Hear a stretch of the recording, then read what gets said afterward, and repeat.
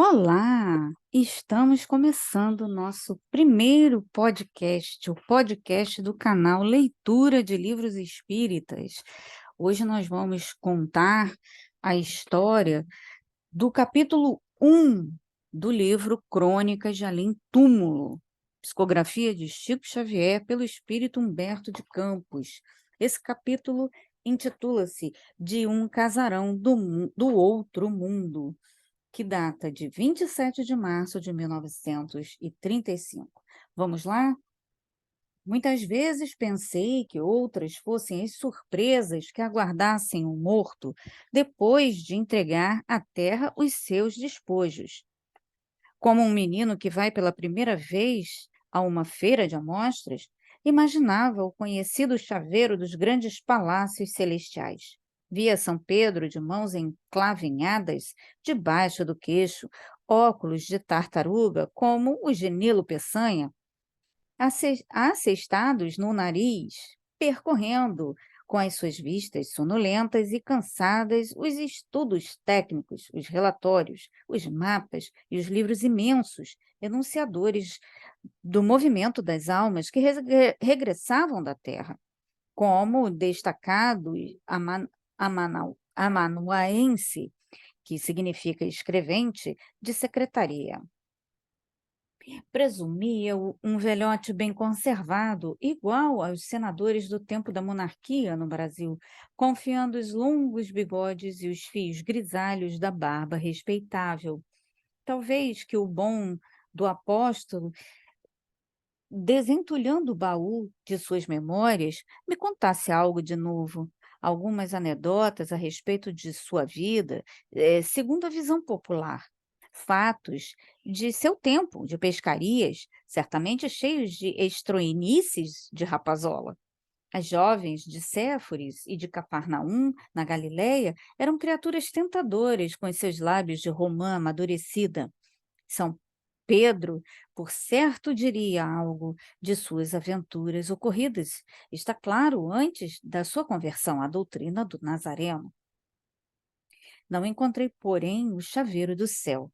Nessa decepção, cheguei a supor que a região dos bem-aventurados devia ficar encravada em alguma cordilheira de nuvens inacessíveis. Tratava-se certamente de um recanto de maravilhas, onde todos os lugares tomariam denominações religiosas, na sua mais alta expressão simbólica. Praça das Almas Benditas, Avenida das Potências Angélicas. No coração da cidade prodigiosa, em passos resplandecentes, Santa Cecília deveria tanger a sua harpa, acompanhando o coro de 11.000 virgens, cantando ao som de harmonias deliciosas, para acalentar o sono das filhas de Arqueronte e da noite, a fim de que não viessem, com as suas achas incandescentes e víboras malditas, perturbar a paz dos que ali esqueciam os sofrimentos em repouso beatífico. De vez em quando se organizariam, nessa região maravilhosa, solenidades e festas comemorativas dos mais importantes acontecimentos da Igreja. Os papas desencarnados seriam os oficiantes das missas e tédeums de grande gala, a que compareceriam todos os santos do calendário.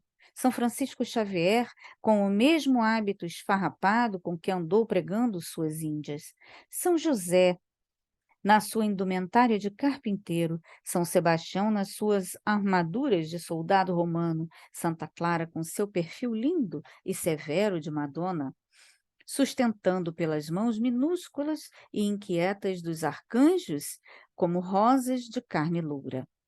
As almas ali, bem conceituadas, representariam nas galerias deslumbrantes os santos que a igreja inventou para o seu agiológio. Mas não me foi possível encontrar o céu.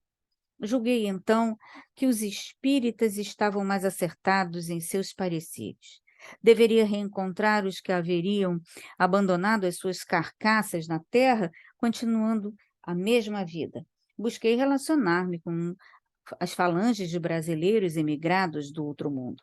Idealizei a sociedade antiga, os patrícios ilustres aí refugiados, imaginando encontrá-los em uma residência principesca, como a do Marquês de Abrantes, instalada na antiga chácara da Dona Carlota, Botafogo, onde recebiam a mais fina flor da sociedade carioca nas últimas décadas do Segundo Reinado, cujas reuniões compostas de fidalgos escravocratas da época ofuscavam a simplicidade monarcal dos passos de São Cristóvão.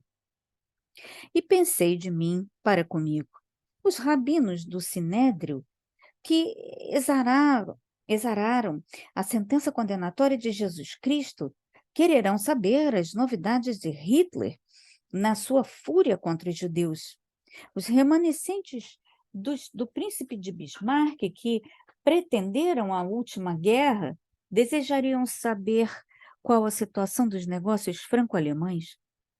Contaria aos israelitas a história da esterilização e aos seguidores do ilustre filho de Schoenhausen as questões do plebiscito de Sarre.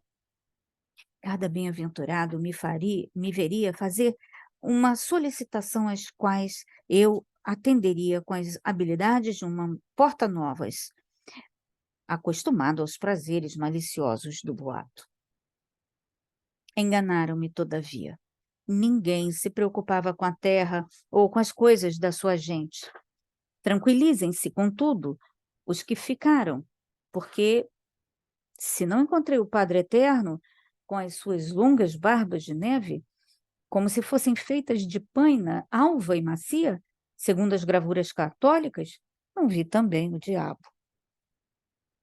Logo que tomei conta de mim, conduziram-me a um solar confortável, como a casa de dos Bernadelli, na praia de Copacabana. Semelhante a uma abadia de frades na Estíria, espanta-me o seu aspecto imponente e grandioso. Procurei saber nos anais desse casarão do outro mundo, as notícias relativas ao planeta terreno. Examinei os seus infólios. Nenhum relato havia a respeito dos santos da corte celestial, como eu os imaginava, nem alusões a Mefistófeles e ao amaldiçoado.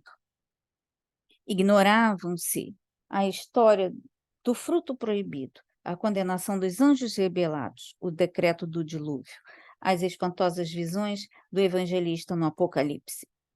As religiões estão na Terra muito prejudicadas pelo abuso dos símbolos. Poucos fatos relacionados com ela estavam naqueles documentos. O nosso mundo é insignificante demais, pelo que pude observar na outra vida. Conforta-me, porém, haver descoberto alguns velhos amigos entre muitas caras novas. Encontrei o Emílio radicalmente transformado. Contudo, às vezes, faz questão de aparecer-me de ventre rotundo e rosto bonacheirão, como recebi os amigos na Pascoal, para falar da vida alheia.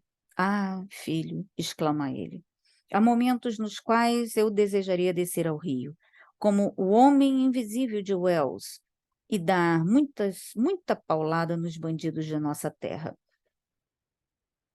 E na graça de quem, esvaziando copos, andou enchendo o tonel das Danaides, desfolha o caderno de suas anedotas mais recentes. A vida, entretanto, não é mais idêntica à da Terra. Novos hábitos, novas preocupações e panoramas novos.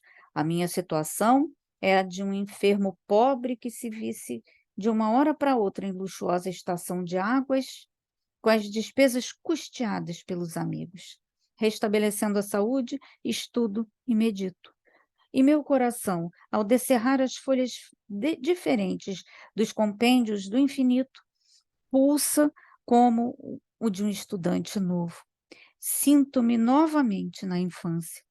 Calço os meus tamanquinhos, visto as minhas calças curtas, arranjo-me às pressas, com a má vontade dos garotos incorrigíveis e vejo-me outra vez diante de mestra Sinhá, que me olha com indulgência através de sua tristeza de virgem desamada, e repito, apontando as letras na cartilha: A, B, C, A, B, C, D, E.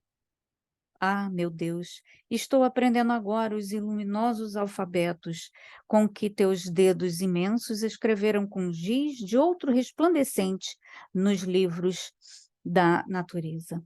Faz-me novamente menino para compreender a lição que me ensinas.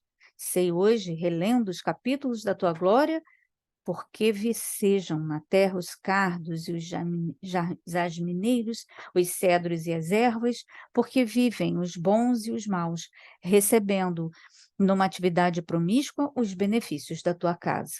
Não trago do mundo, Senhor, nenhuma oferenda para a sua grandeza. Não possuo senão o coração exausto de sentir e bater, como um vaso de iniquidades. Mas, no dia em que te lembrastes do mísero pescador que te contempla o teu doce mistério como lâmpada de luz eterna, em torno da qual bailam os sóis como pirilampos acesos dentro da noite, fecha os teus misericordiosos olhos para as minhas fraquezas e deixa cair nesse vaso imundo uma raiz de açucenas. Então, Senhor, como já puseste lume nos meus olhos, que ainda choram, plantarás o lírio da paz no meu coração, que ainda sofre e ainda ama.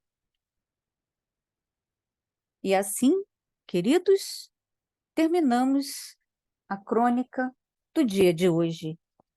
Obrigada por participarem, por assistirem e sejam todos, que tenham todos um excelente dia.